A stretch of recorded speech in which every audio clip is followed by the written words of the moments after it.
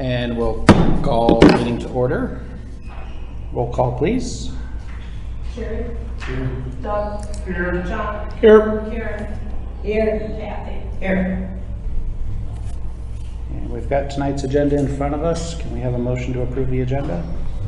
I'll make a motion to approve the agenda. I'll second. Doug, aye. Karen, aye. John, aye. Jerry, aye. Kathy, aye.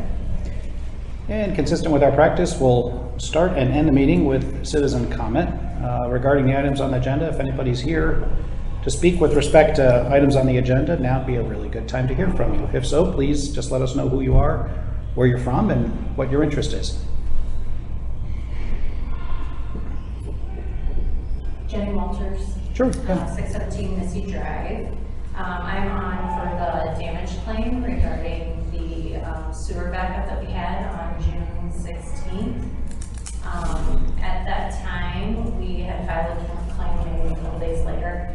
I hadn't heard anything for about 8 weeks on that, so I contacted my insurance company to do a walkthrough of the damage.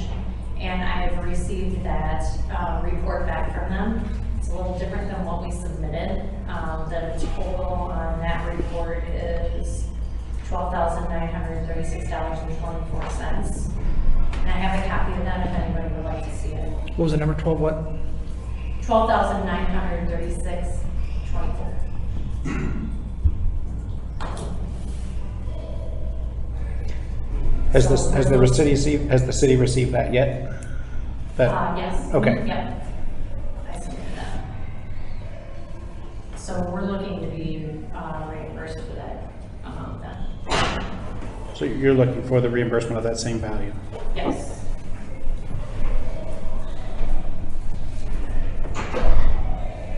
All right, we do have that on the agenda. Crowd's usually small enough we can re-engage with you on that item, if that makes sense. Thank you. Anything else from citizen comment? All right, we'll move on to the consent agenda. I'll make a motion to approve the consent agenda. I'll second. Doug, aye. Karen, aye. John, aye. Jerry, aye. Kathy, aye.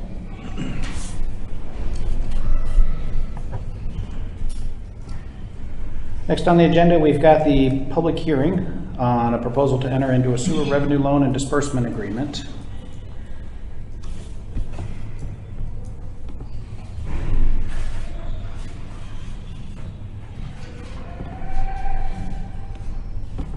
So we're not displaying yet, Karen, are you? Sorry, that's because I left my computer at home inadvertently, but I'm trying to get back into.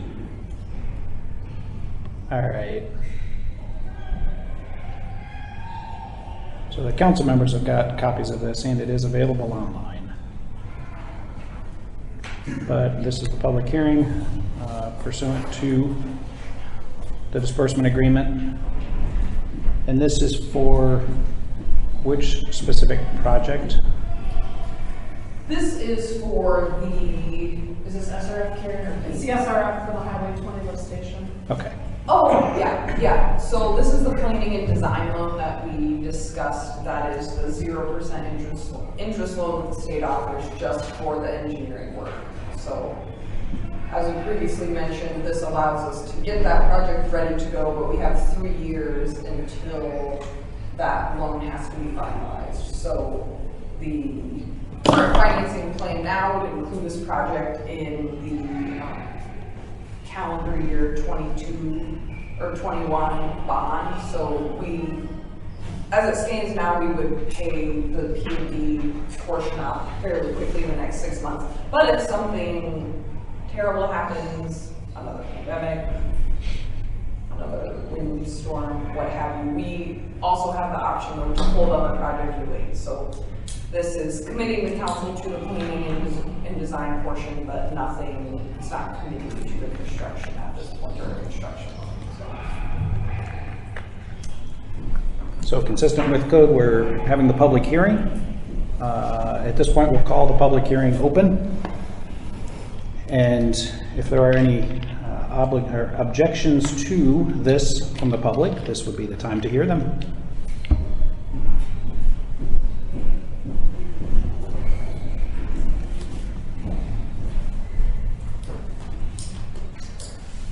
Hearing no oral objections, no written objections being submitted, we can call the public hearing closed. Make a motion to close the public hearing. I'll second. Doug, aye. Karen, aye. John, I. Jerry, aye. Kathy, aye.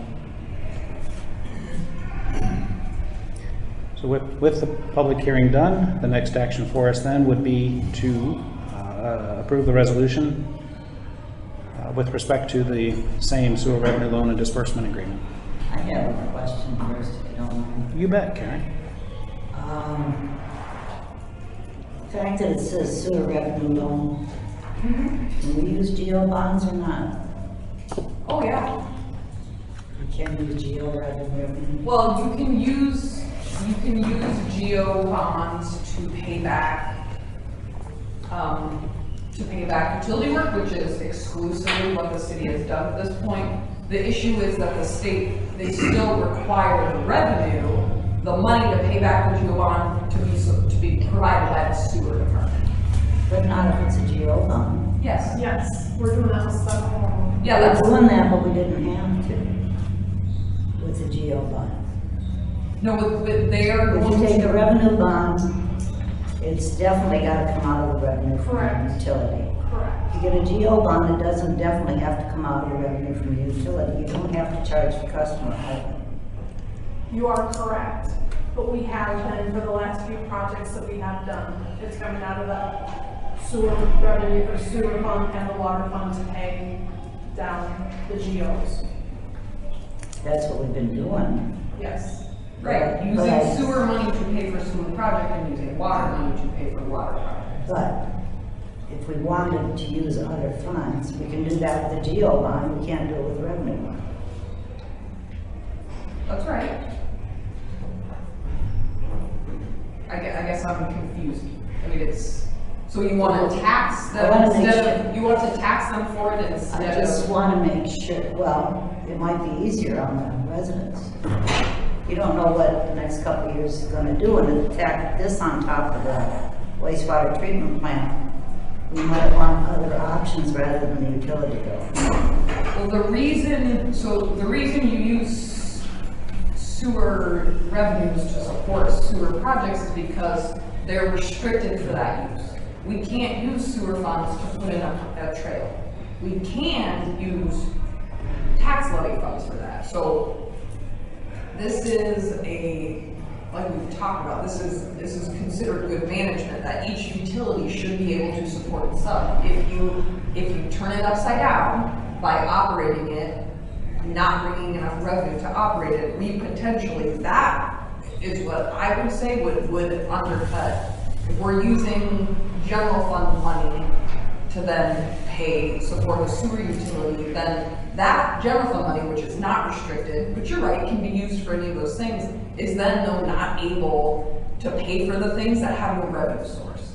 So the general city finance rule is if something has a revenue source, use that revenue to pay for it. And that's how you determine what your fees should be. I understand all of that.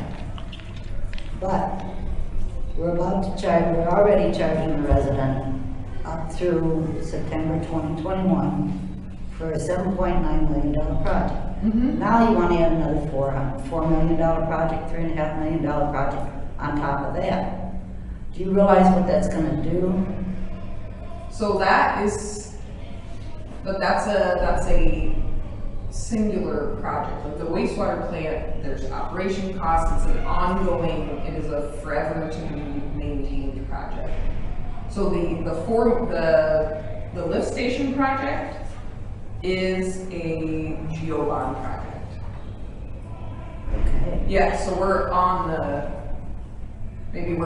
completely agreeing and saying the exact same thing. We'll go with the GO, and that way we have the ability to use other funds rather than increasing the utility. Oh, that's correct. That's correct. That was my question. I'm sorry.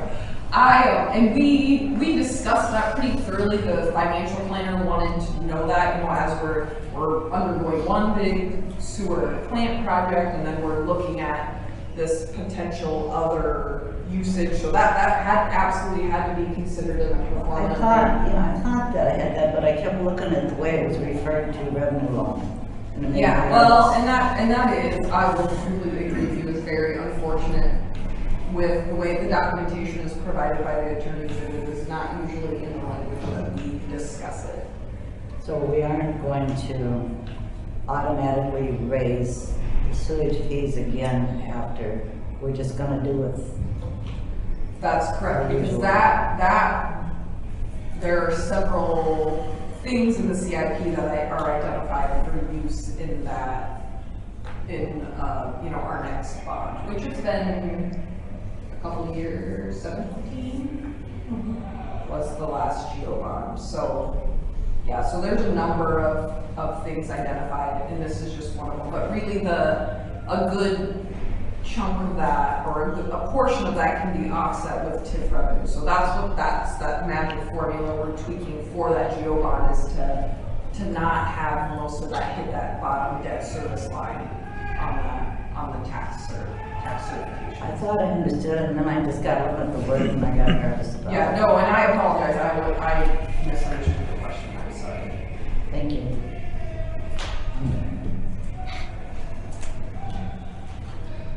All right, so with that being explained, we, I think, had a motion.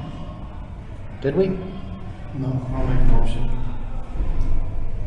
I'll second. Doug, aye. Karen, I, John, I. Jerry, aye.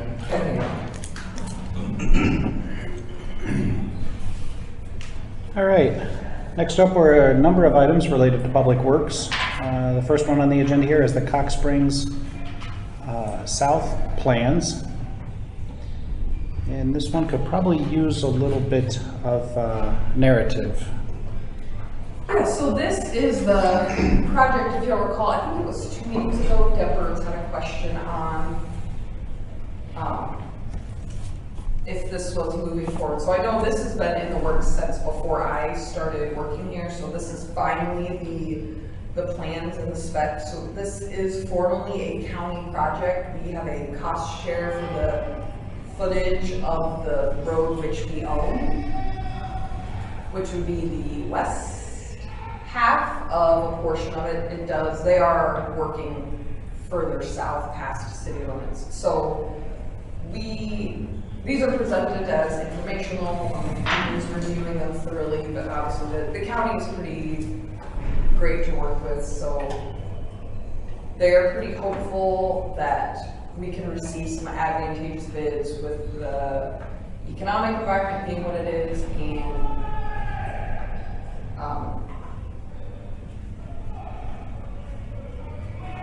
and the fact that Horsfield has a plant right there, so they anticipate that they could put a pretty aggressive number out there. So I'm trying not to get, the bid range could just really swing pretty wildly. So there's your cost estimate.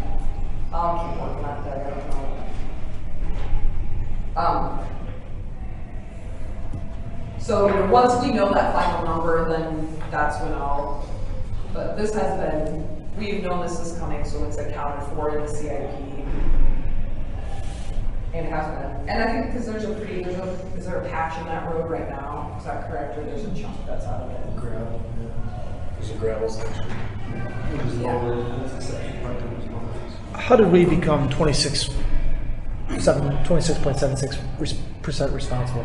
So that's a square footage formula of the width of the road. We're responsible for half of it, for the footage from Highway 20 till the southern line of city limits.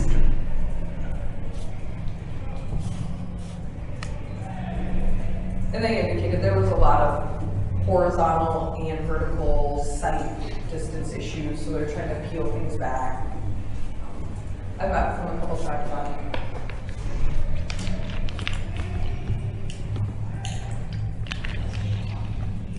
So the purpose in having this in the agenda today is for awareness and discussion. There is no formal action to be taken on That's this correct. today. They are planning to send it to bid at the end of September, so there's still some time to get into reviewing it, but it seems to be So from your perspective, Dean's perspective, everything's in order? Yep, We just need to wait for the county to continue through their process. correct. Any other discussion needed on Cox Springs? All right, we'll move on to the Liliana water main loop. Oh, so this additionally was a late add. I'm also providing this as information because we got some additional data earlier this week that let us know this might not be able to move forward. The work that's going on over on Thunder Hills Road, which I've seen a lot of social media buzz about, is the beginning of the frontage road, the Thunder Valley 3 frontage road. So they also have quite a bit of water main work to do, which is going to require them to tap into the main, and we're going to need to switch some things up in terms of the Thunder Ridge water service for about a month while they're working on that main, tapping into that main. So Dean had brought up the idea with CrossFit of potentially continuing the water main that's on Juliana, that's slated to connect to loop with the Thunder Ridge or the Thunder Hills Road water main, but it hasn't made it there yet because of the phasing. So he really sees that as advantageous to just complete that loop, and then it would have not required us to do some of the things we're going to have to do, like run off a different well while this project is going on. So, and the developers were in agreement, because it's work that's going to be done eventually anyways, they just haven't got there. But I think there's going to be some additional time constraints with the pipeline. It goes through the gas pipeline, and so this was initially on here, and we were going to try to provide some more information and get some things arranged to get done in the next couple of weeks, but it's going to take longer than that. So it's still something we're looking at and to see if there's just a benefit to maybe pushing this up, but I just don't know if that's going to happen. Pipeline can be a little bit like the railroad. And there's other, it's a project that's it's got some design to be done through. So I just want you to know that that's something we're considering, and because they are going to be doing some pretty significant utility work down there as they prepare for potential commercial development. So any redundancies we can build into the system are always a huge advantage. So we look at those whenever we can. But no, I need nothing else from the council. Other just wanted to make you aware. All right. Any other discussion with the council?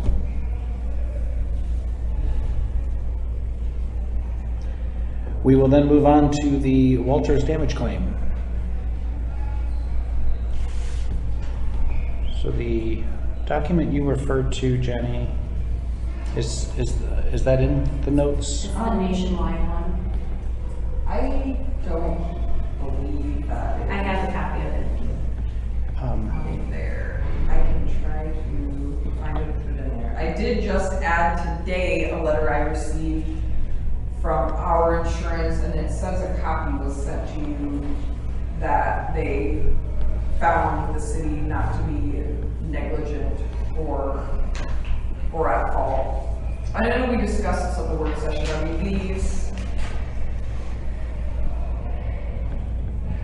mean, sewer backups are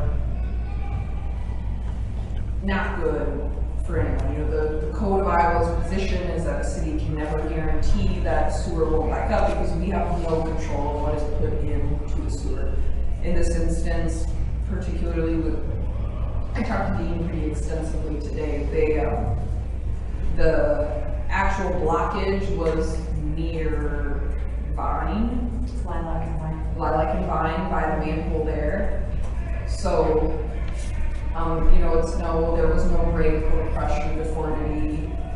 In the line, he explained what happens is a collection of things that should not be in the sewer. Namely, it's usually wipes of some sort, a lot of big feminine products. So you get those and start to build up, and then sometimes when there's a big rainfall or heavy usage, then they get pushed along and they just create a blockage. So, like I said, it's very, unfortunate. There's plenty of case law precedent about it, so it more, I think, falls to the council council to discuss, because There's also 2 commercial businesses around there that could potentially be putting excessive grease or paint in that line. That could cause an issue as well. And I'm not sure what the schedule is for inspecting those or flushing them, but I have noticed that since this has happened, they've been flushed. Ours has been flushed at least once a month now.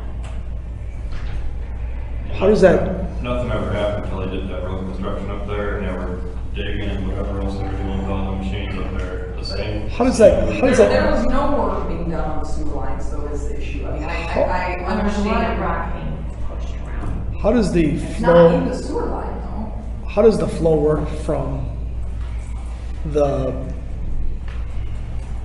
businesses there, the auto body shop?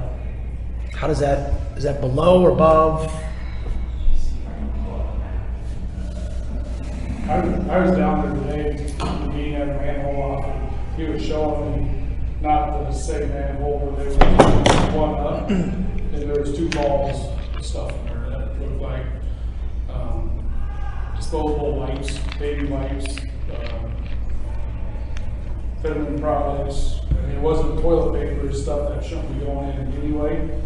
And he said they've been chasing that down from up by Jim's house down, they pulled out 2 big lots about this big out of the manhole before the manhole was the problem in the place. So we've been there 18 years and never had a problem. Until whatever construction they're doing up there, I don't know if it's a problem or not, but it's awfully coincidental that the same week that they're doing all that crap, I get 2 inches of shit in my basement.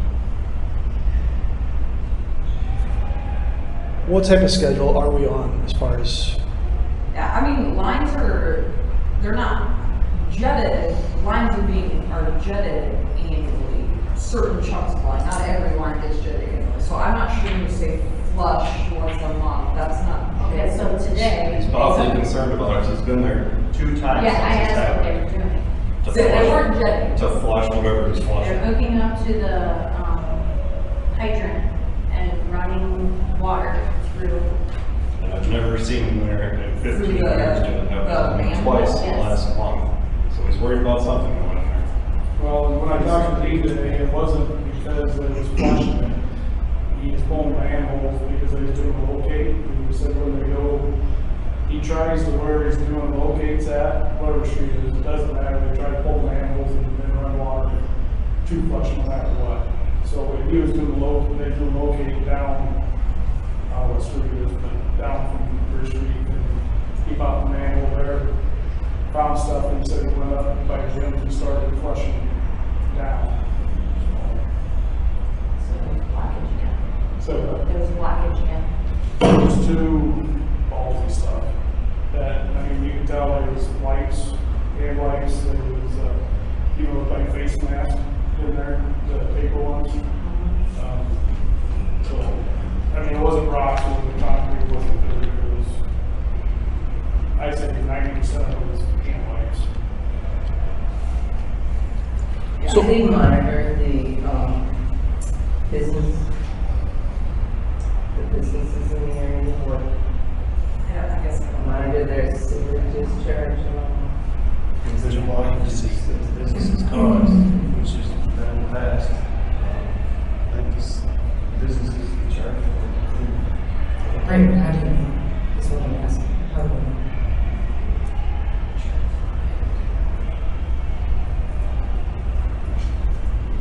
I mean, whoever goes in Trackside's restroom, they can flush whatever down their toilets too, I don't know. Right, I mean, I mean, do we know the what whole, goes down from the the whole point kitchen? of that is there's no way to prove whose fault it was. That's Right. that's all. And this is, it's hard, it's super terrible. I've had this happen to me, I've had it happen to my family, so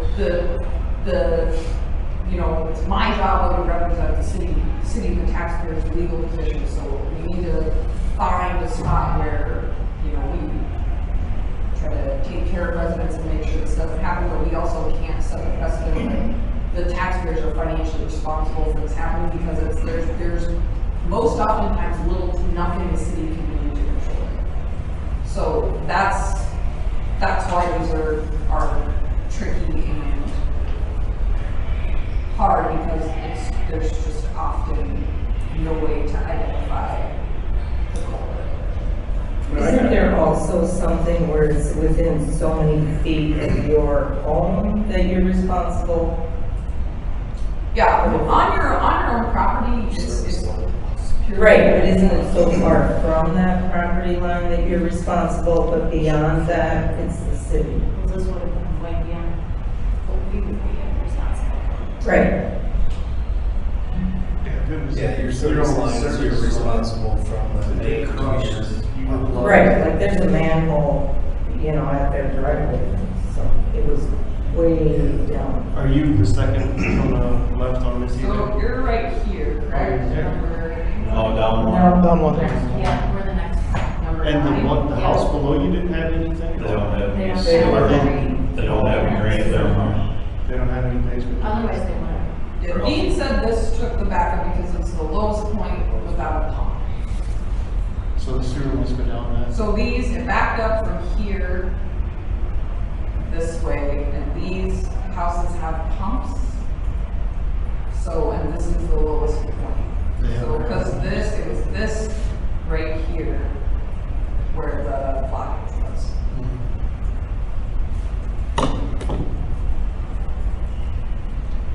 And then this then comes this way, drains this way, gravity flows. So where does the business, how do the businesses get tied into that?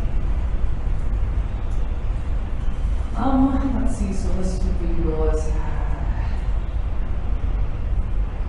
I don't know.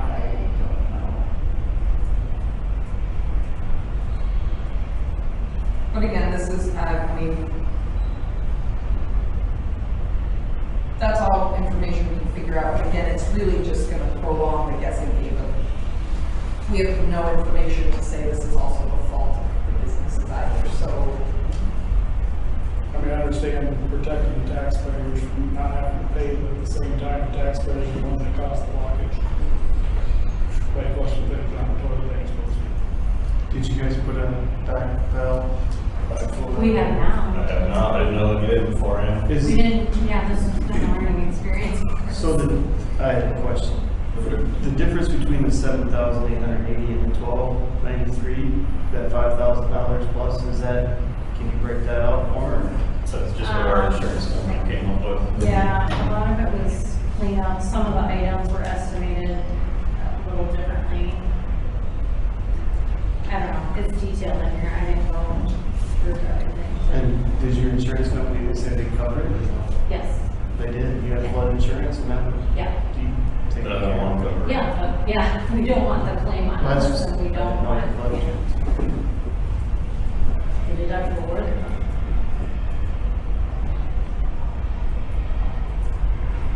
Well, I think there's certainly, hopefully, a sweet spot of compromise here. Maybe the city has damage claims, and this is what I discussed this with Jen, that there are some soft costs included in the insurance claim that are a product of the coverages that you purchase.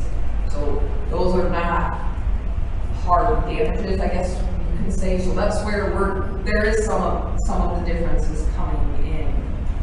The, items lost or things damaged. Whereas your time or, The cleanup was an expense, the time was an expense. yeah, but, I mean, but there- time is a soft cost, that's But where it's a that's. cost to us, I'm just throwing that out there. So were you guys okay with the first cost, or obviously you got better help with the insurance cost? I mean, you guys went through. and We would get you more gave than that us- from our insurance, so. You gave us an itemized costing of I everything. did, yeah, and that was off the cuff, Yeah, but I'm just saying that, would you be okay if we covered the $7,880? Would that actually get you guys taken care of, or are you looking more for the $12,960? I'm looking for the 12,000.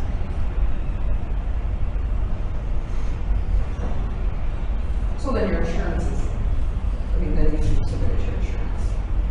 Yeah, I know what I mean. That's that compromise that we're talking about. I mean, that's why understand, but again, we've been there 18 years. This did not happen. A new business moved in. B, there was construction on the road then. I just think it's way too coincidental that this happened during that time.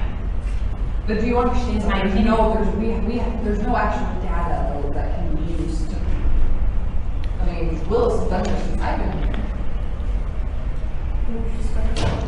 Right, I mean, since before I've been here. A couple of years. So I mean, there's no reason to push. They could have built up from whatever they're disposing of. Yeah, I mean, anybody on that line could have put anything down there. Yeah. Trackside has been a bar for 30 years before it was trackside. Yeah, it's just enough, You know, that it's is- just, it's unfortunately, it's impossible to prove who's at fault, if anybody's at fault. I mean, there's a reason, again, that the law provides for the fact that cities cannot guarantee this won't happen to any person, to the mayor, to myself, to any elected official. We are all at equal chance of this happening to us. So legally, there is not an avenue forward against the city. But Have there been other claims?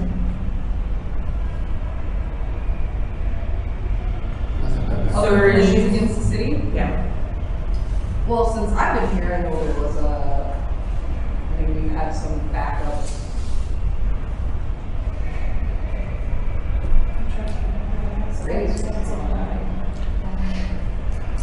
And again, that was, my understanding, negotiated out. I mean, that was not a.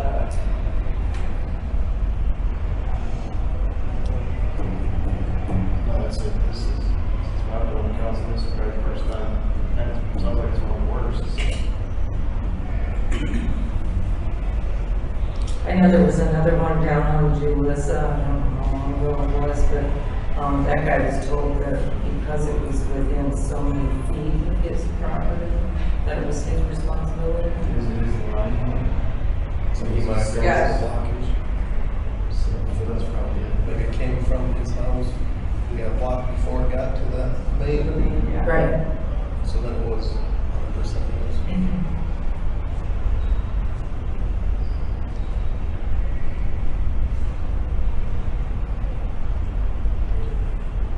So I guess I'm kind of in agreement with Doug that as we don't want the taxpayers to pay for it, but on the same hand,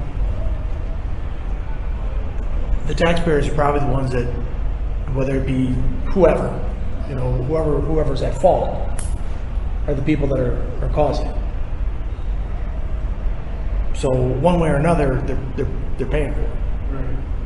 They're causing it, they're paying for it. We should probably look into lines to see where this is coming from, where the masks and whatever they were. But I think the big difference we need to find out is what's the difference between the $7,800 and the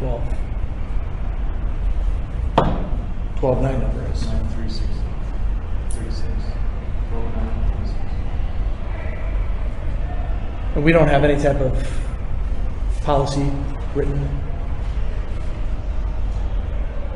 Policy on. That's probably the issue right there. There isn't a policy.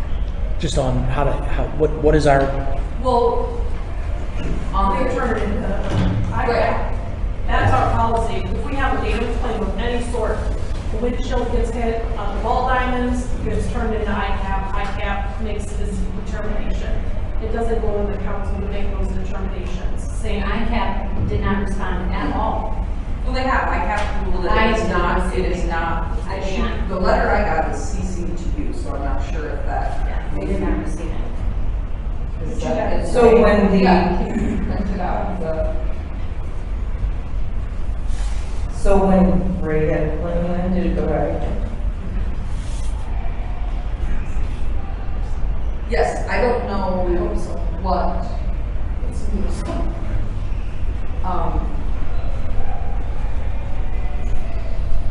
That's the claim that was here. And that was also during the construction? No. No, some of that was 10 years before. Was that submitted? Was there a problem there during that construction on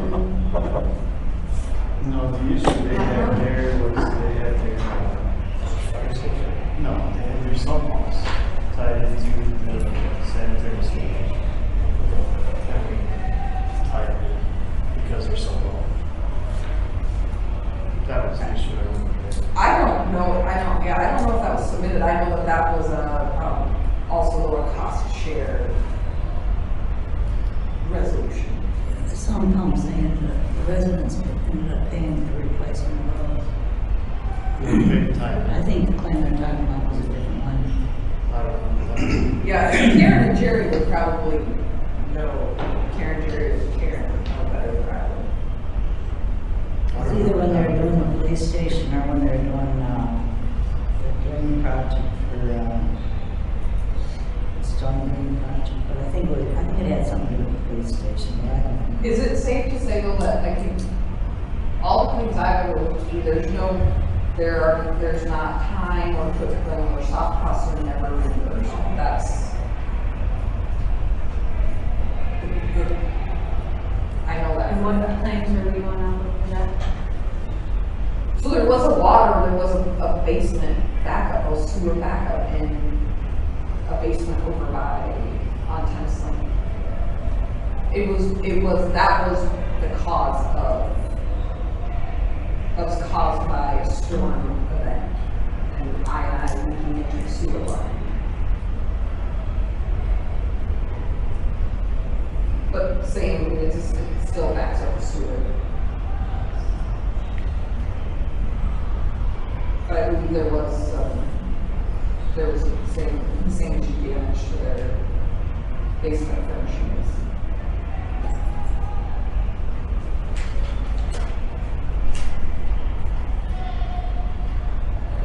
Jenny, may I ask, what is it that makes you not want to turn this in? You're paying for insurance flood coverage, right? What is it that makes you not want to The use claim that? itself, so our insurance will go up for it, and the deductible So you're, that will be paid. I understand the deductible part of it. I've had, and I know we probably have different insurance companies, right? But I've had 2 claims for stormwater in my basement, and in neither case did it impact my rates. So we have also had that, and it has impacted our rate, and we actually lost insurance with one home because of multiple claims on that. Okay. So I'm trying to avoid that as well. We should talk about insurance companies. Yeah. And I work for one. So, addressing the council, just again, looking from the citizen point of view, and precedent that we have to consider. By covering this in its entirety as a resident, I can cancel my flood insurance and not have to pay that extra premium.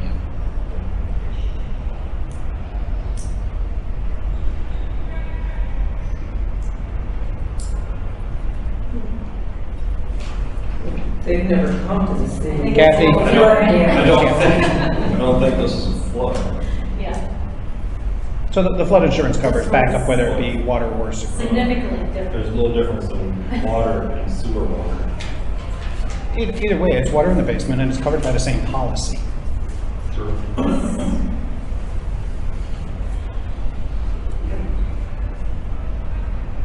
So, there is nothing that says we have to act on this tonight. Clearly, there's a lot of debate going on, and good debate. The choice in front of the council today would be to either decline the request, approve it, or defer it for a future meeting. Well, I'd like to see the insurance claim numbers. And just review those versus the 7880 that we received prior.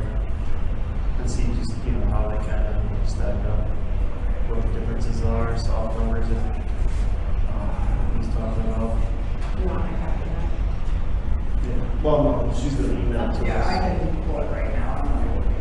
I mean, ultimately, we all don't want to be in your shoes, and we'd like to have the city, help you out, help me out, help anybody else out in your same shoes. But we also want to do what's right for the city too. We want to set precedents, just like Jim. Open the door up for all these different claims. So Well, I think whatever we decide to do here, whatever it is, we need to put some sort of policy in place that we can just sit there and point to. So that at that point it is purely black and white. It's not, 2 months down the road, someone else comes in, 2 months down the road, someone else comes in. And Well, yeah, no, I think that's a good idea, but I do think it is worth mentioning, like Karen said, so the policy has been submitted, ICAP ruling is what that's seen about. I think this is additional consideration, and I think this is good and healthy, but yes, I don't want I don't want to put the give the perception that we don't have a policy, we do. Well, I guess maybe. In this instance, I guess I think we are taking an extra step to offer this additional discussion. So I want to make sure that. That's fair. Noted, because for a policy, this would be over, but this is certainly worth. Do we have details on what their analysis was? I don't know. Can we get those? Could ask. I don't know. Yeah, I mean, they're gonna have their interviews with Dean, their interviews with you, but yeah, that's just something we pay for, so we can provide it to us. Has your damages been taken care of already? No, we are in limbo right now. Is still? Because I'm waiting to decide whether we were gonna turn it into our insurance or we're gonna get it reimbursed for it. We're in limbo. And have been for a couple months now. I hate to interrupt, I know I'm not part of this, but I do have a question. For the council members, but as far as how this was, if you said that we are responsible as homeowners from so far from our house, our drain out to the street. And it sounds like, from what I understand, is that you made the conclusion that it wasn't caused by them and their drain, it was caused by a drain in the street. If we can't, as a city, I'm just asking, okay, I'm just asking, as we as a city can't just say who it's from exactly, as all the citizens, you know, because I guess if it was coming from my house, I'm sorry, if it was me, please,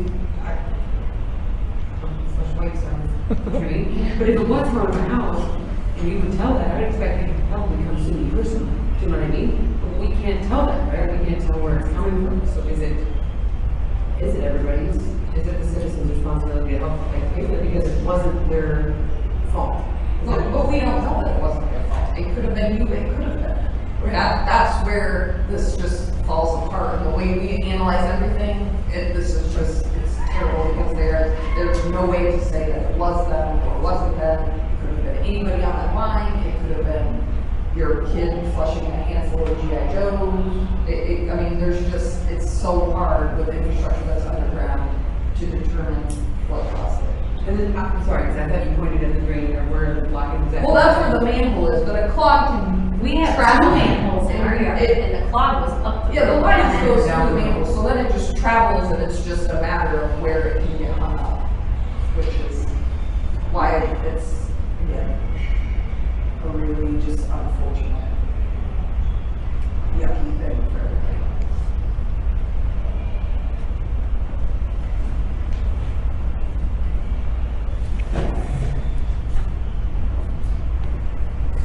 So I will send this file right now to the council.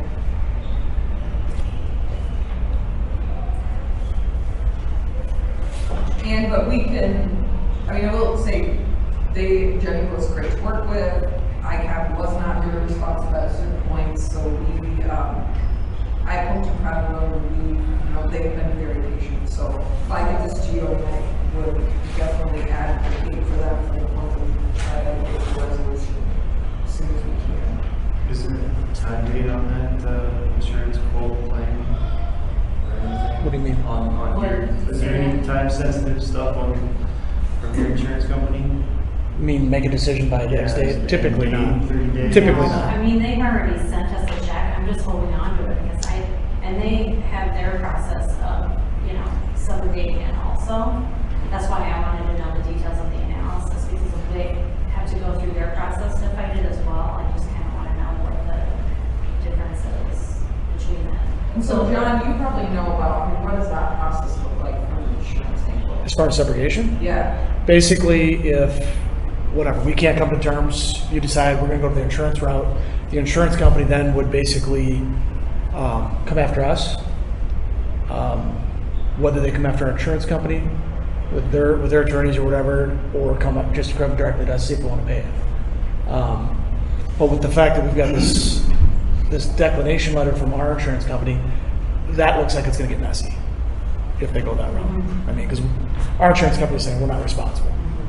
So that would draw things out as far as you guys getting any monies back or coming off of your claims history longer.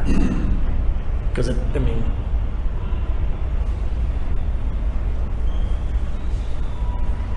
that answer your question?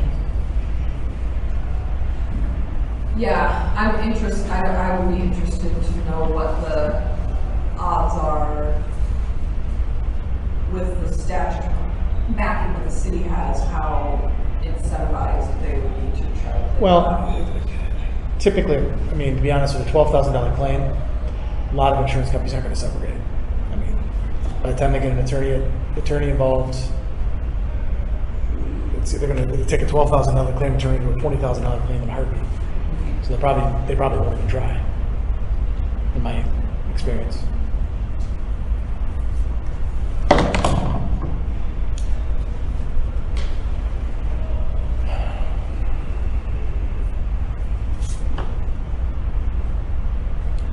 are your thoughts?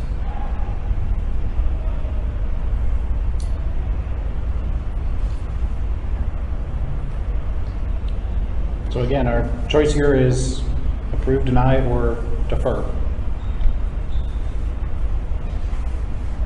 Do we feel like we've got all the information we want to make a decision?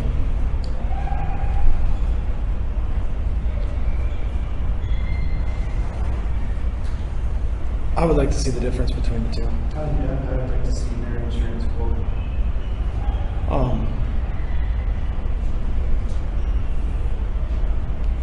But I understand you guys are looking. Right. Can we, does this have to be done via vote?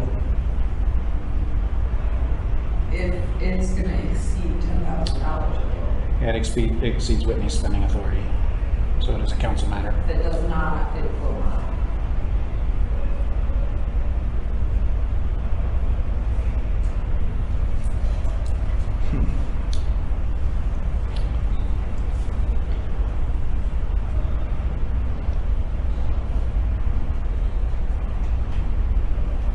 Would you guys be okay with that 7,880? If the city gave you that?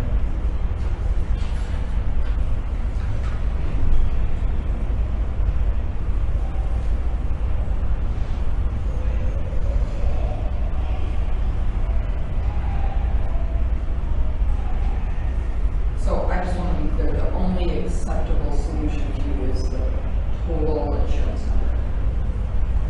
Or we turn it into insurance and we get our deductible back, but that is not the route that I prefer to take. I mean, I would absolutely think the city should cover the deductible if that's the route it has. What's the deductible? $1,000? So, you know, the city's eyes, that's probably the best route for us to look at. But we want to do what's best for you guys too, you know what I mean? Sure, I don't think that's right, but sure. I understand that.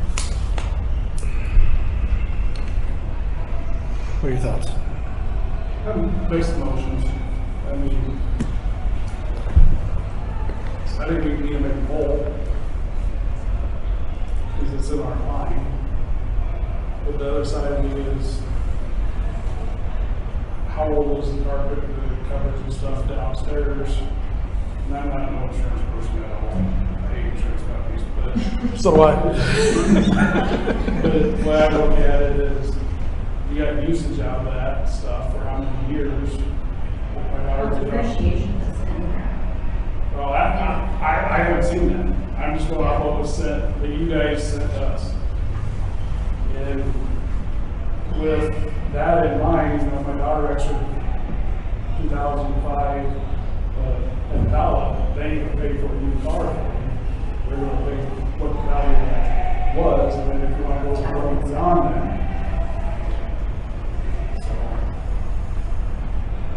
There's a depreciation schedule in there?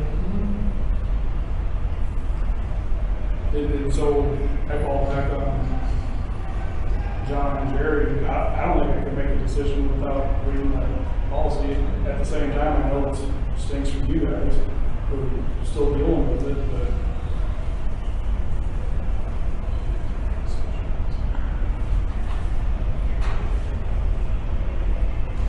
if I was a year, she's going to be the same way, I want answers now. Yeah. So is there a way, if we take a look at this tonight, tomorrow, whenever we get to it, and we come to a consensus whatever that consensus is on Friday or Monday or whatever, we can get the word out to these guys. This is what we're looking at doing, even though it can't happen till whatever the next meeting is. Special session. Well, I mean, if it's, like I said, if it's a check that's gonna be cut over $10,000, it's got, if it's not, we can do it.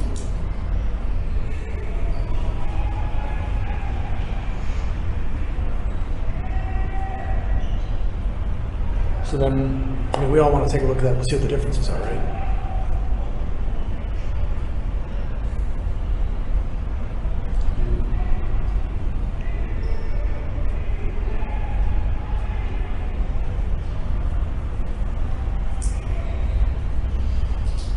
Terry, what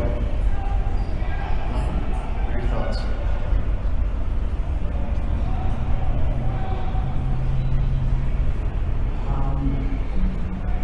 I know one of my kids had problems with insurance company. They had service pro cleanup, and they didn't send them the right, the second estimate or the exact cost. The insurance company wouldn't cover it. I'm thinking the problem would be more be delivering some of that with the insurance company. In that case, that's where we should help out. That would be. Otherwise, I don't know, we're between a rock and a hard place here.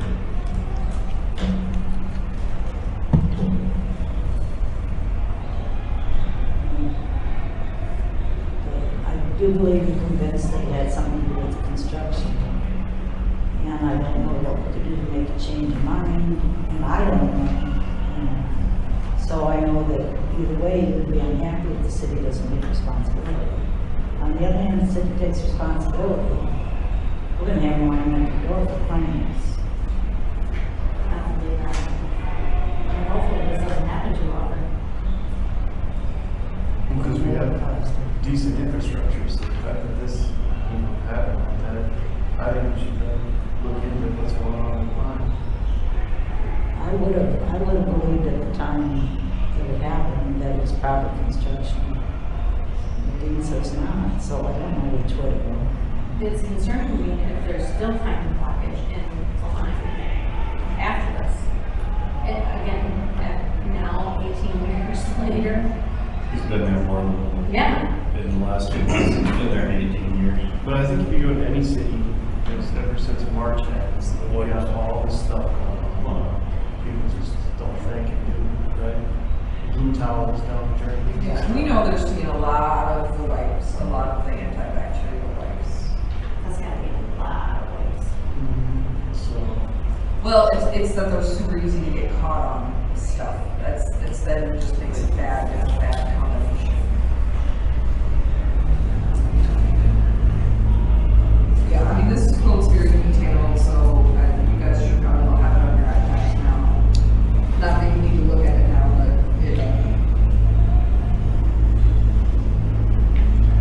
well, I'd like to take a look at it, so.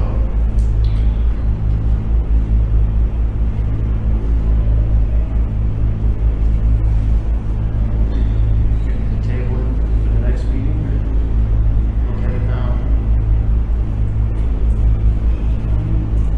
So which would we like to do? It is on here as a discussion item. As Whitney pointed out, this is, the discussion is a courtesy to the citizens in the first place. So there is no requirement for an action.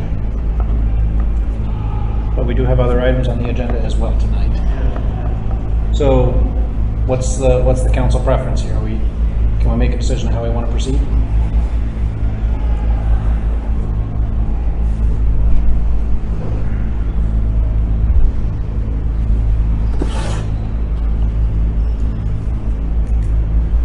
are there like 2 council members that wanna maybe step up to spearhead it, and then I could get with you tomorrow? And come at it committee style more, and then we could, right, so I actually can't get the whole group together, so. I just really want to go between the two of them. Granted, the first one wasn't as itemized as it sounds like this one is, just to go through. Yep. So, how about that? John and Jerry, would you be willing to serve as a small committee with Whitney, study this further after tonight? That sounds good. Doug, Karen, are you okay with that?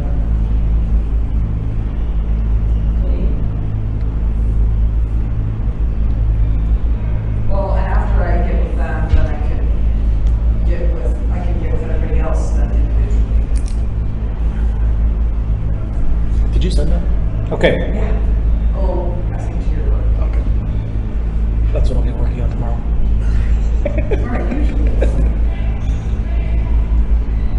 All right, so that's the action we'll take with that one?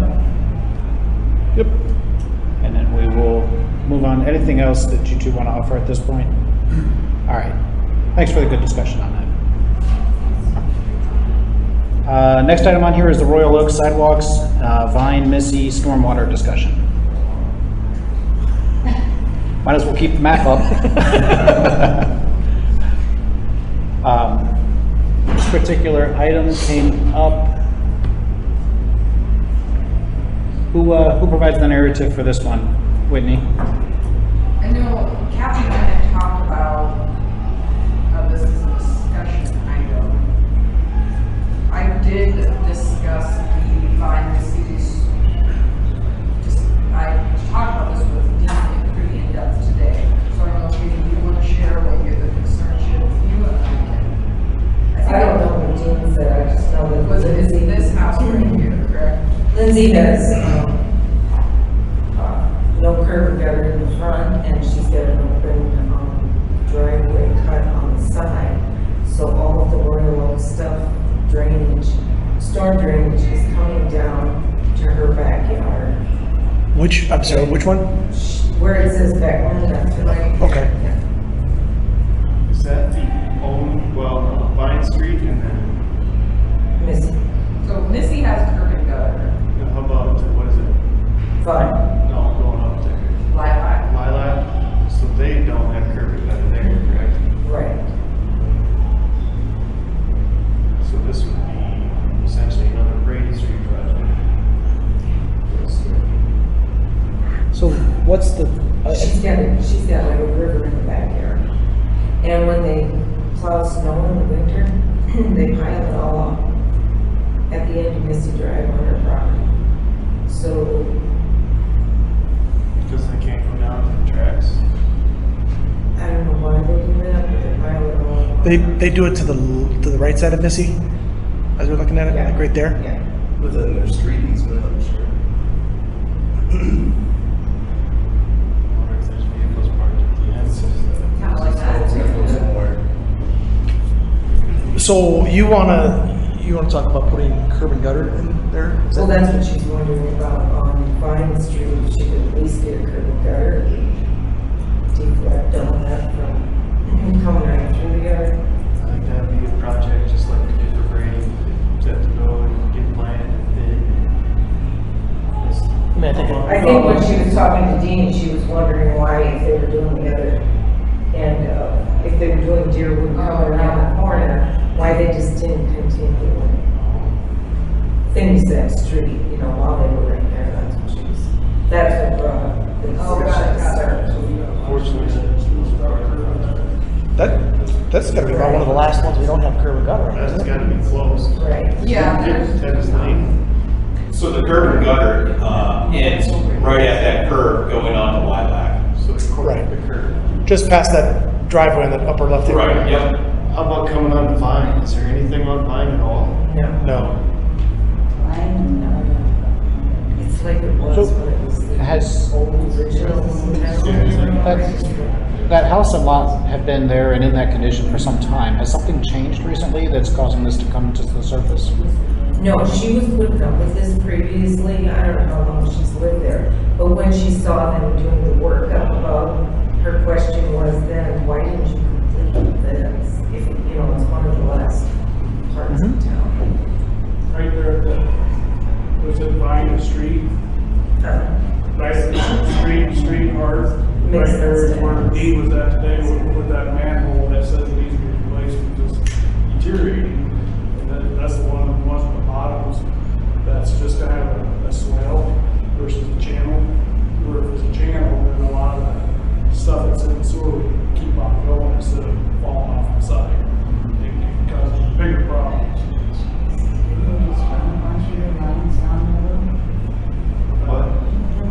a bunch of new lines down there when they were putting in roads east? Did we come? No, we didn't. We rip had these to come roads. down across under the tracks, so we should have gone through there. No, they were west more, Karen. By the way. Yeah, remember we bored west, came up and around, came up by Jim's house. Tapped in up there, I think. They were stamped with manhole, I think, 94. Yeah, those are old ones. Yeah, they're before I moved into town. So I think, do we want to put this on a, Yeah, I mean, so this is typical, like you said, this is just deer and, I mean, the short answer is, but you could ask me why, but you could, we know what that project cost, and we just did this little stretch of Deerwood and a little stretch of Brady, so, why didn't we go all the way down here and here? Well, that's because of the project cost. So, that's the answer to her immediate question, but yeah, her concern is obviously valid, and so it's something, our roads that don't have curb and gutter, we need to add it to the CIP and our street replacement plan. And when you're talking about other infrastructure, as we address streets, we usually address the infrastructure on roads, so we don't have to, dig things up more than once. So this is just a good example, I think, of really the normal life cycle of city stuff, which we have been a little kind of privileged to not have to deal with. We're for the first time really seeing some of our infrastructure age a little bit. So, it's not to. I don't think there's anything wrong with the road itself. oh, it's pretty rough. It's pretty. Is it? It's pretty choppy. Is it? It's all busted up. Is it getting a higher traffic count than it used to? That I don't know. I know Not during construction. A lot less cars would. You really just feeding people off of Missy. and really the lower end of Missy, right? Yeah, because nobody else would want to come back and around. Everybody's on Royal Oaks Drive. That's probably. So I've actually got 3 ways in and out of Royal Oaks, right? Yes. Yeah, and I think, it's not a super high traffic area, but curb and gutter will help. It's not going to solve the problem. It's just, again, it's a low spot, the backyard's just low, but there are 5 homes and, in Piazza together, and the neighborhood has kind of the low guy, but, curb and gutter will help. It will take what's on impervious, anything else is still gonna flow down, so. The people across the street dug up their whole yard and graded it because they were getting flooded all the time too, on the other side of Missy. Great. Oh, this way. And they did that, I think, summer before last. Which one? Rick's house? No, the next one down. Yeah. Yeah. They dug up the whole yard and graded. So, they directed that water also, so I don't know if any of that is ending up over. Did they send? And I don't know that, and I don't, that's not something she's supposed to do, she's just. It's hard. This way. Doug, we should have a conversation. Just gotta get that water done up there. For what? Or get it done. Gotta get you down, Blessed Jesse. So what I think I'm hearing from the conversation here, and again, this isn't a formal agenda item that needs an action, but I'm hearing at least an appetite to consider this in our regular continuous improvement plan updating. So we just need to make a note to factor this in the next time we are reviewing the continuous improvement plan, to consider closing out this curb and gutter for the remaining streets. If she knew there was something in the plans too, I'm sure she. Which makes logical reason to ask the question is, you're right there, why wouldn't you? Yeah. Without knowing I'd the ask- cost. I'd ask the same question. It's easy to. She's totally right. It just, and I can follow up with her, but I know it's the cost per linear foot is make everybody's tummy for, so. So we got Pine, Lilac, and Deerwood East, right? That's just, there's nothing over there, really. Yeah. No, Dean and I have a meeting on Deerwood East tomorrow. Again, so this is, from where I sit, I hear a lot of this. And so, Well, I think there's some potential expansion being explored. And this road, and I rented a storage unit. Are they back here? Yeah. And it does, like, you get halfway down here and then you can't tell, like, am I on the road? Where am I going? Am I just supposed to drive over all this stuff? So, they just have some questions on the plans for that and figuring out what the future of this looks like kind of plays into the decisions being made with how the road's gonna perform. So, this is, again, they're, like I said, very valid concerns. It's just a little bit hard sometimes to relay how high up we have to, the council has to look at this stuff, because every neighborhood has a couple of these projects that we've done. So we just gotta try to prioritize them and figure out how we can get the most bang for our dollar. So Whitney, do you have that noted for the next CIP discussion? We'll Yes. specifically Yep, talk about I Pine and Missy. I got a list of. Okay, then there's Royal Oaks Drive, which I don't think should wait for some future plan. I mean, that is very dangerous for kids on bikes, families trying to walk their little kids. It needs a sidewalk, so they have a safe place to walk. How about parking on one side? Would that make Well, that just moves all the traffic over to the other side, and it still does not provide a walkway for it. I mean, I don't know which side you want the cars to park on, but it's, That sidewalk's gonna be on the resident's property, right, 4 foot, probably even 3 foot from the curb. So you're gonna have two. I don't think they have to be 3 feet from the curb. Right on the curb. Don't you do, no, don't you do like 20-some inches in? 24, So are we gonna get all these residents to buy in to put a curb in, put a sidewalk And in? take care of their sidewalk after we put it in for them. Are we putting it in for them, or I don't know, are we gonna assess these residents for sidewalk? That's what most cities do, don't they? No, that's what I've I been on, I don't I've think been we in should a do meeting that. where we've had assessment as a topic, and I'm not gonna do that. I don't know, I That's I mean, what somebody we said said. that we should start, putting sidewalks in when we have new construction, and that's a great idea. But for this, I mean, it's not like, it's the main walkway for everybody in that subdivision, and there's so many teenagers and cars parked on the streets. Somebody's gonna get hit. I just think we should do something before somebody gets hurt. I walk there just about every day. My kids ride their bikes there. I know. My wife and everybody walks there. Everybody walks there. So it's on the people that live there to know that people are walking, right? To be conscious of it. Okay, have you been on Royal Oaks when they're going up and down? Yeah. So They could care less if there's anybody walking or on a bike. Kathy, we don't have a policy or precedent about putting sidewalks in yet, right? So there's no precedent of this. If we were to decide that we as a city want to make that a policy that we're going to put sidewalks in, then the next logical thing would be to consider, okay, what's the prioritization? I can't do all of them at once. So the next step of that conversation, I would think, would include deciding where we're going to do the first sidewalks. What is it that makes Royal Oaks Drive the first priority, but as opposed to any other street in the city? It's really good that we got a trails and trail plan getting done right now, because they're gonna tell us exactly. The main reason for Oh, it's Royal next Oaks time. Drive.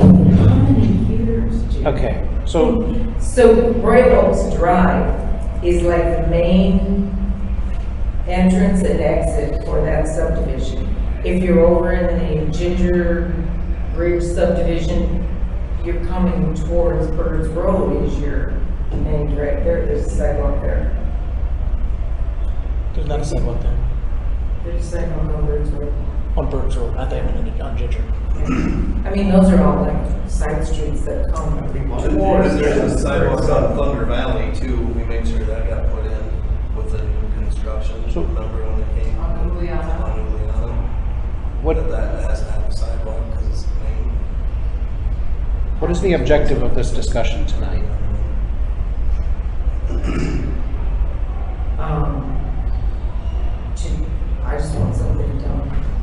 Okay.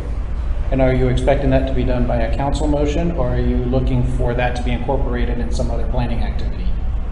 Well, I mean, we make changes every year in planning and projects and whatever. I just think it cannot wait for years. We have done People that in need the a past. safe walk. We have done that in the past. We are shifting to being far more adept at planning, and this, I would presume, is not a inconsequential expense. This wouldn't be a trivial project. So it seems like a natural fit for the CIP. So similar to the work we're talking about on finding Five, missing. 10 years. Unless this body decides to make it a higher priority during the CIP prioritization effort. There's an exercise we do annually, right, to prioritize projects. I agree, yeah, every street should have sidewalks on. I mean, how we get there, I don't know. And I guys want to make the comment that new subdivisions should have, it should be mandatory that they put sidewalks in, right along with some other utilities like fiber, conduit for fiber and stuff. But I agree, I think we need sidewalks. So nobody else is going to do that but this body. Right. So if that's what this group wants, then this group needs to put in place an ordinance or resolution or whatever the right mechanism is to put that on the new developments. So at least we stop creating neighborhoods that don't have these. Right. But that's on us. Yes. And then if we want to go back and try to do this with other neighborhoods, then the CIP is the right method, it's the responsible way to manage large projects. That would be the right process for us to then add this in.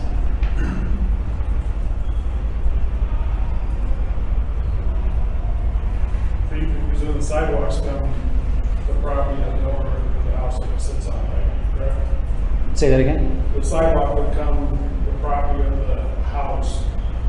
The homeowner. Yeah, so it'd be up to the homeowner to scoop it. If it breaks up, it's busted down and repair it. And if the developer doesn't put it in, it's the homeowner to put it in. The city's gonna be making the homeowner. Yeah, I think there's a lot of precedent out there of homeowners having to put sidewalk in at their expense. But again, you're the city council. You can decide how you want to manage that for Piasta. So is there anything of a group of people to say, there's 5 houses on this block that want to put sidewalks in, and they do it on their own, is there anything the city would go against on that? Is there an ordinance, I guess I'm saying that you can't do that? No, but I think we'd want a uniform of some sort. Right. Like, I don't know how you manage that, but you want some sort of You uniform. want it to be done as a group thing. I mean, you can't have like a sidewalk in front of my house and then 5 houses down, you have another sidewalk. That's not gonna help.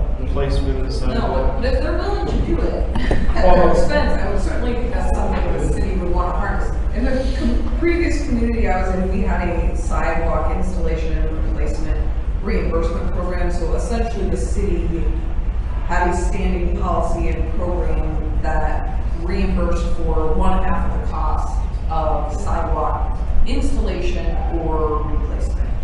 And again, I don't know how this, to lay it over an existing community, but this is just an example of some mechanisms that city uses. So whether, again, yours had to be downloaded and replaced or it put in, the council allocated an amount of money every year, and it was like a use it till it's gone. So first come, first serve, the residents that didn't use it, then when that $10,000 was gone, then for the fiscal year, then that program was not available. So that's again, an example of how something like that works. So this is not, sidewalks are contentious and a hot topic in nearly every community, so there's a lot of, I think there are people like you that have lost their seats over stuff like this, so in winter nights and the one, I know that it can be a hot topic, so we're not the first group to try to tackle it, but yeah, I look forward to when we have a lot more sidewalks. We love to walk. I think there's general acceptance sidewalks are good. Yeah. I haven't heard anybody argue that we shouldn't have sidewalks. The real question is, what's the mechanism or the method by which we're going to get them where they don't exist? First step is make sure every new subdivision is required to come. Yeah, stop creating subdivisions that don't have them. Yes, stop approving. Yep, Yes. okay. Maybe, is it possible we could have a public works department take a look and determine which be the best type, best side of the street, and a rough estimate before we go any farther? I think What that it would would cost to do that? Yeah, Yeah, I think they pick the I mean, street I'm not out, say, talking what's gonna exact cost with numbers. the sidewalk in from point A to point B, and then at least we know. sure. RDG can probably give us that right now, and I know Matt gave me this. Yeah, we could get a budgetary cost per foot. That would be very helpful for that kind of discussion. I don't know if we need an architect to do it. No, but I know they can just, no, we wouldn't have to pay them to do it, they can rattle it off their head. I mean, I know Matt Havel told me, I mean, it can be $30, $35 a foot, depending on your width. So we need a recommendation on which side of the street to go on. too. Oh, yeah, that's gonna probably depend on being with no, I mean, we don't wanna go on top of any major lines, yeah, I think that'd be different for every. But yeah, those are exactly the things that we would have to figure out in every. Well, and if you know how much, where we can pick up the most green space in between, you know the utilities. And if you got all those driveways on one side and none on the other, I can see where you'd be awfully tempted to go to the other. Go to the north. So similar to what we did before, maybe there's an opportunity here to have a sidewalk committee to study this a little bit deeper and bring a recommendation back to the council. Yeah. Do any council members care to be a part of that? Sure. I think we're going to be involved in that. To be compliant with the quorum, we would need to keep it to 2. So are we hearing Doug and Kathy? Sure. Great. Thank you both.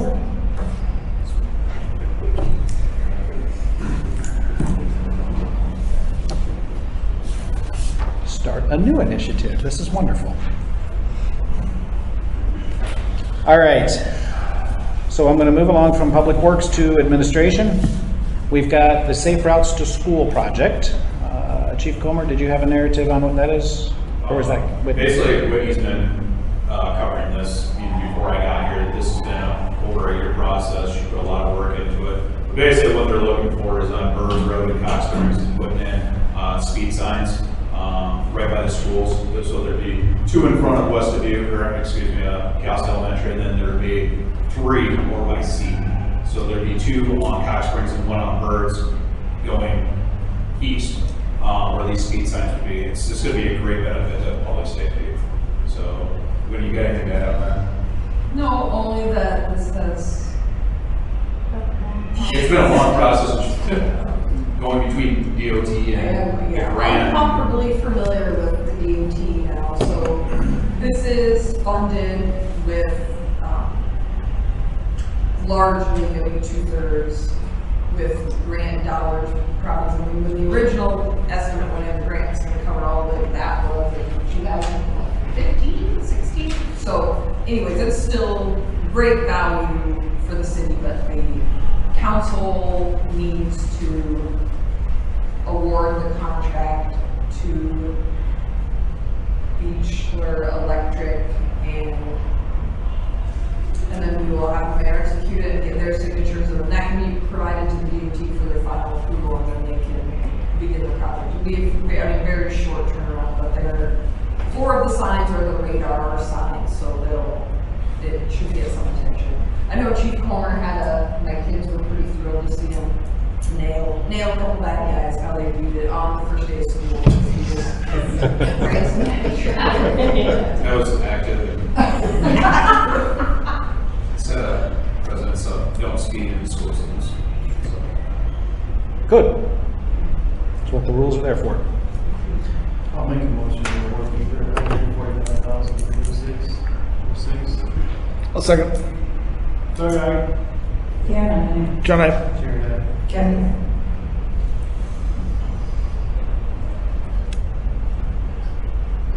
Having patiently waited for an hour and 20 minutes, we can get to another topic I think some of the attendants are interested in. That would be the third reading of the ordinance related to allowing all-terrain vehicles and off-road utility vehicles on city streets.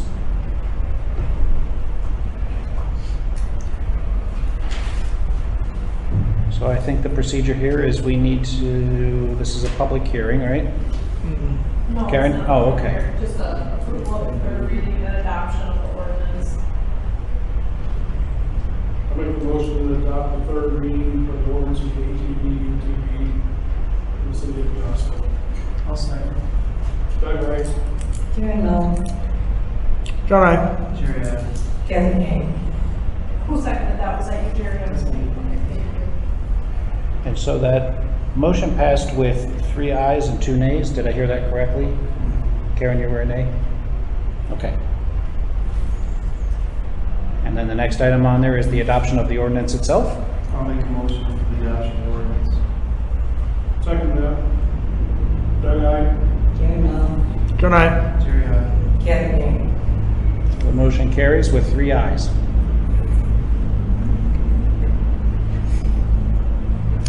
Next on the agenda is the CARES Act resolution.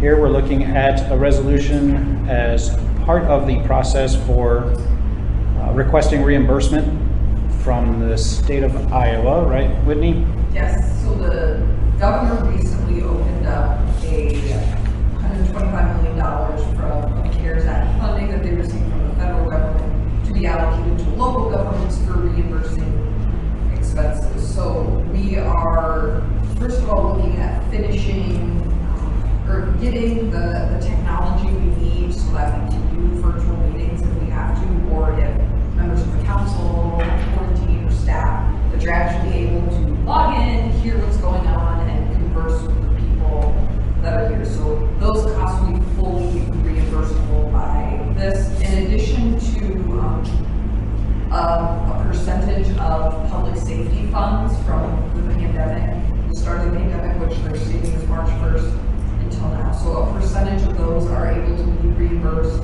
for the sake of simplicity. They said, we're just going to give you a flat percentage because we know this is affecting public safety.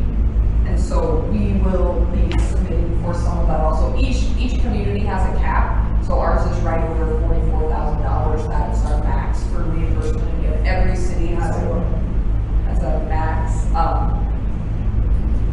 It's based on a per capita formula. So we will be we'll have 2 submissions. There's a submission from March to the end of July, and there's a submission from September to the end of the year. So this resolution is a requirement to be submitted in the third-party system that the state's utilizing to process reimbursements.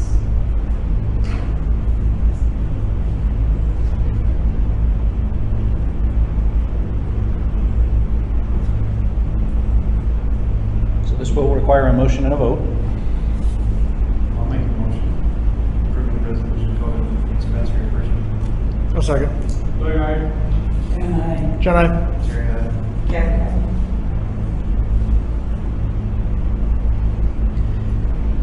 Next up is sealant replacement for the building we are sitting in right now. Once again, Whitney, would you like to provide a short narrative for Yes, so for this this? has been something that has been on the radar of the PCC for many years, the PCC board. So they have struggled with the existing caulking and sealant, and also really struggled to find somebody that does this in the scale that we need it done. So I know that Stacy has been working over a number of months to do research and has reached out to several other buildings, precast buildings like ours, to find an acceptable company. People they have a lot of recommendations of who not to use, much fewer recommendations on who to use. So this is essentially the only provider she could come up with that is able to treat the entire building. It's the PCC's board's desire to have this done before the winter,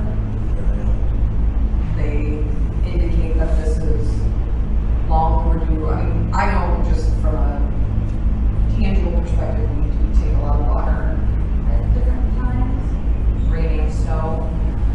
So we would like to get on probably an annual schedule or a biannual schedule of keeping up with this, but that's just not how it's been done so far. So the building needs caulked. I think it's every 15 years, right? Yeah, that's what, So they cut the caulk out, pull foam, put new foam in, and caulk it. And that's just maintenance for these buildings. They do them throughout the whole park. 10-15 years, depending on the color and the type of caulk. I don't know if this is who Buddy just had it done. I don't know if that's who did that. I think it is. They did a great job. Oh, yeah, because they, Emily said, I think they've done a couple of a lot of the businesses on cap. Fortunately, these buildings last a long time, and there's a little bit of upkeep on those. So is the PCC one going to pay for some of this or all of it, or just all come out of the same fund? Well, there is no longer such thing as PCC funds in our funds. We have, Our so funds. you got married, so now your wife has access to your checkbook. So, yeah, so we have shifted things. This will be paid for out of the building maintenance. But, so the portion of those funds are pulled from the community center capital fee that's charged on all memberships. So a portion will come from that, a portion comes from banquet hall revenues, and that's what we've spent a lot of time last year sorting out how to make sure this building is responsibilities split up in a way that makes sense. So again, there were some things on the PCC capital CIP that have changed significantly and are not costing as much, so the dollars from that will be used to cover this. So there's two costs here, Mark's described. You have the 34,271. Yeah, so it's those together. So the first quote did not include all the doors and windows, which they wanted, which is, I know, up here, especially out here where the water comes in. So yeah, the windows in our office. So that was added afterwards. I know Karen and I had a good conversation about it, and I know Stacy talked to you today, didn't she? Just when you're looking through some of the warranty issues. It says 43,134 is the total.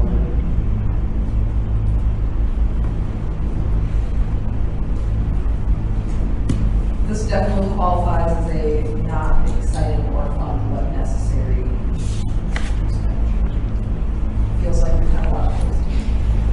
I'll make a motion to approve the caulking forward. Second, aye. Karen, aye. John, aye. Jerry, aye. Kathy. Kathy, I didn't hear yours. Kathy. Aye. So the motion carries with 5 ayes. And then lastly, on the administrative part of the agenda, we have the urban revitalization draft review. This one will look for a motion directing the administrator to work with the bond council to formalize the draft urban revitalization plan. I have had multiple conversations with Wes since we met last. Unfortunately, also there's been some really bad developments in the cost of building materials in the last month especially, but it's getting really out of control. Anyways, it's a weird time, but this project, thankfully, is going through. He is locked into it in the development agreement, so it is something that's going to happen. I did throw in today a analysis of an economic impact. So the urban revitalization draft is a rough draft, so legal hasn't seen that yet. That's a draft I put together. So that's what the plan will look like. They may make some tweaks to some some language or some things they want to see, but that lays out the city's position of using, we're setting up this plan to satisfy the legal requirement for the use of this tool. I know we talked about the fact that it's probably best in this circumstance until we understand what our needs are in other locations of the city, that this plan will be specific to this legal description of just this lot until we understand what else our needs are. So you don't have to, this specific tax abatement structure is not available to any other properties under this draft. It would not be available to any properties other than the legal descriptions described to you. So the abatement schedule is on page, Jim asked me, it's not in the, it's written out as words. Page 4. Yeah, so page 4. And if you want, you can read the text, but the easier version is it's 5 years at 100%. The next 3 years at 70%. And then the last 2 years at 60%. That's what's in the draft. Which is different than what we talked about. Yes, so I've had probably 10 conversations with him since we met last, 2 schedules, and working everything out and looking at his numbers. So I'm taking this very seriously because I feel like it's important. I don't want us to get too aggressive, but while still harnessing, these opportunities are also things that come and go and aren't here every day. So, this is about a $10, $12 million project. So those are the dollars going in. Thankfully, the site is basically dig ready. We don't have to extend any water sewer main, which is a kind of a unique advantage over sometimes other projects. And you'll see I wanted to look at the economic impact to make sure, this isn't ever something that's getting turned upside down, but the prospect of bringing 184 students to town that are currently here is really pretty phenomenal. His business model includes the students just paying one fee, so their utilities, all that will just be wrapped up in one check they're writing to his management agency. So we ran some estimates on utility usage, can look at what that will be, because this is this public-private partnership that involves the college not owning the land, that makes this taxable to us, which would not be the case if the college owned it. So this looks, over 20 years, it's almost $1 million in tax revenue just from one property for us and the other, significant revenue for the school district, for the county, and also for the college itself. So it is different than what we talked about. Wes really indicated that this is something the stability at the beginning of the deal is of massive value to him right now with the uncertainty in basically the market, both with his construction plans, and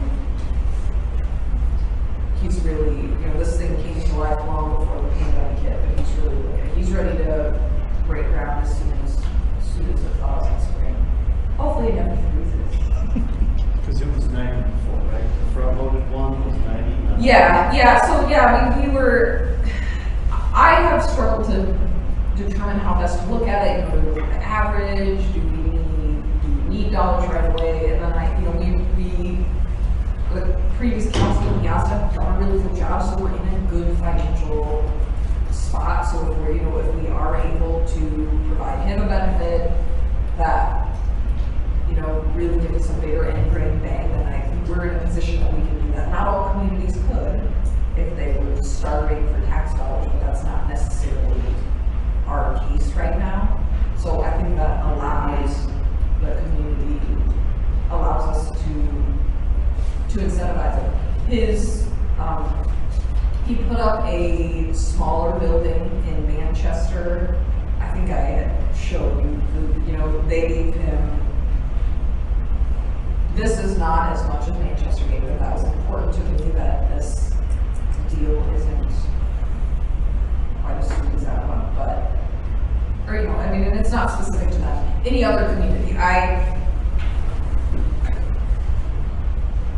worked hard to try to find the sweetest spot for both of us. And this is not what he wanted, but this is. So we're trying to look at the last one, 90 for 4 or 90 for 3? Yeah, I think it was 93 and 75 for. Yeah, I mean, really, the 10-year average, we looked at last time at a 70 or 75. This is like an 82.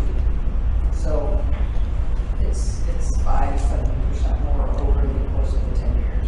I look at this as a win-win for everybody.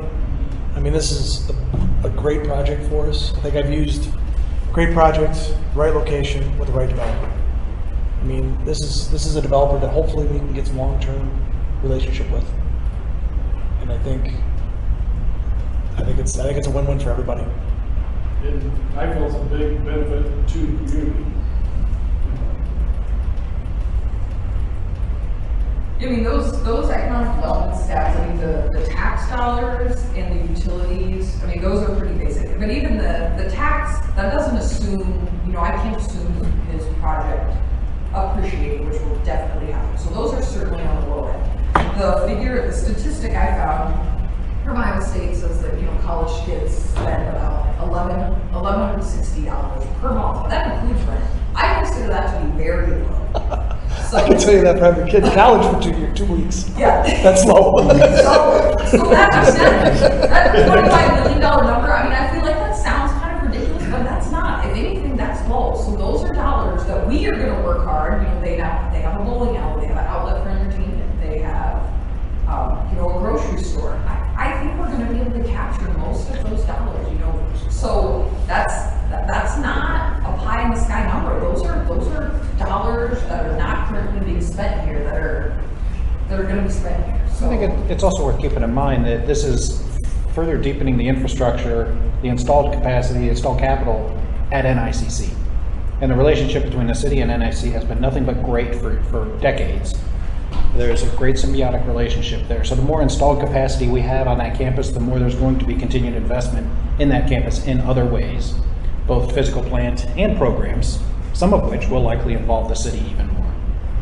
So there's good reason to be aggressive about making sure we land this in the right way to make this happen. So in this, I wanted to get the informal feedback. This requires a public hearing and an approval, so this isn't like the word of God here, but I just wanted to have a discussion with you guys before we send it off to the attorneys, which should take a ton of time and really be with your sleep, and this is very standard. So I also did find out though some information that I thought was valuable. So if the council would choose then, once our comp plan, parks and trails plan, that's all done, and we're looking at further utilization of abatement with other apartments. If you would determine that is appropriate, we can adopt a separate urban revitalization area with a different schedule. So this is just for this area? This, yeah, or we can do the same schedule, or we can expand it, but this decision has time impacts for him, but this keeps all the options open. This is project specific. Yes, but it keeps all the options open for, when the comp plan is done, we're looking at where and how we want to handle other multi-residential housing. We still have full, I didn't know necessarily that would be the case. I had to get some clarification. There are some things you have to do, but it is possible to set up different areas with different schedules, So the action to us tonight is to simply pass a motion directing Whitney to work with our bonding agency to develop this verbiage.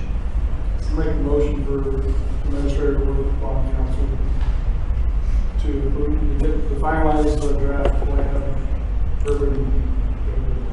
I'll second. That guy. We do need this? What'd you say? Say we do need a motion on this? Yes. John, aye. Jerry, aye. Kathy, aye. So motion carries with 5 ayes. And that brings us to the closing citizen comment. Does anybody still in audience have anything they would like to share with the council? Whew, thank you. I'm excited. I was gonna bring champagne, but I didn't think it was totally appropriate.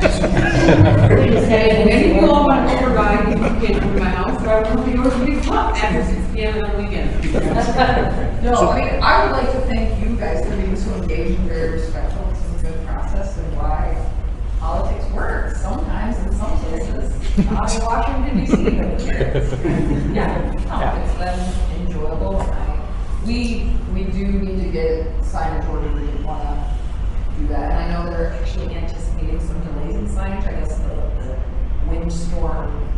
There's like No way there's a sign there's shortage. like a backlog order of like 80,000 signposts because they all were snapped in half. So yeah, so I would just ask you to maybe try to get out ahead of that and share with your buddies, anybody you can, that, you know, what the restrictions are. We'll get signage out as soon as we can, but I think there's more people who need it worse than us right now, but we're gonna have to stay in line behind, but. Yep. Yeah. I'll just echo what Wendy said. Thank you for the approach that you chose to take through this. You've been very patient. The wheels turn slow. But it's a learning experience for us too. So we're all better for it. Look forward to seeing it work out well for everybody involved. And I still like to see, if possible, like a map or something, understand how to in Piasta, so. I'm sure to put something on Facebook on the, on their pages, whatever, just get the word out to people too. We'll try whatever we can do to get the word out. I just figured if they send a letter to every household in Piasta this week, then they can't say, well, I didn't know that. All right, we can entertain a motion to adjourn. I'll make that motion to adjourn. Second. Okay. John, aye. Jerry, aye. Meeting adjourned.